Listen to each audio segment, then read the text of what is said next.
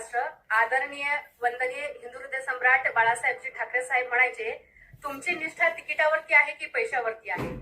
आज माझी एक सहकारी असलेली, जिला नंतर आम्ही युवती सेनेसोबत काम करत होतो, जिला नंतर पक्षाने युवा सेनेचं कार्यकारिणी केलं, नंतर तिला सिनेट दिलं, त्यानंतर तिला पक्षाचं उपनेता केलं, त्यानंतर तिला लोकसभेच्या वेळेस स्टार प्रचारक केलं, त्यानंतर तिला विधानसभेचं स्टार प्रचारक केलं, त्यानंतर पुन्हा तिला सिनेट केलं.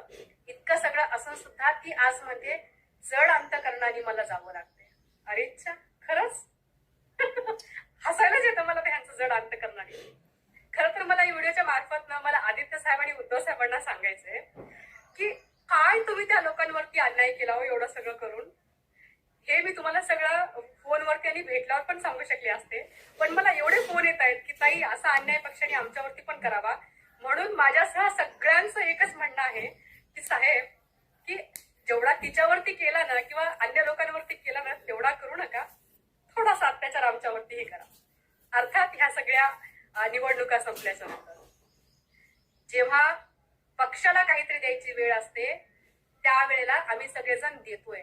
जेव्हा पक्षाचे चांगले दिवस येतील तेव्हा आम्ही हक्काने उद्धव साहेबांना म्हणू, आदित्य साहेबांना म्हणू की आम्ही लढलोय आणि आम्हाला द्या. हे असं ज्यावेळेस पक्षप्रमुख जेव्हा संघर्ष करतात, आपल्या घरामध्ये जेव्हा आपला बाप संघर्ष करत असतो तेव्हा आपण आपल्या बापाचं घर सोडून जात नाही, तर बापाच्या संघर्षामध्ये आपण बापाला साथ देतो.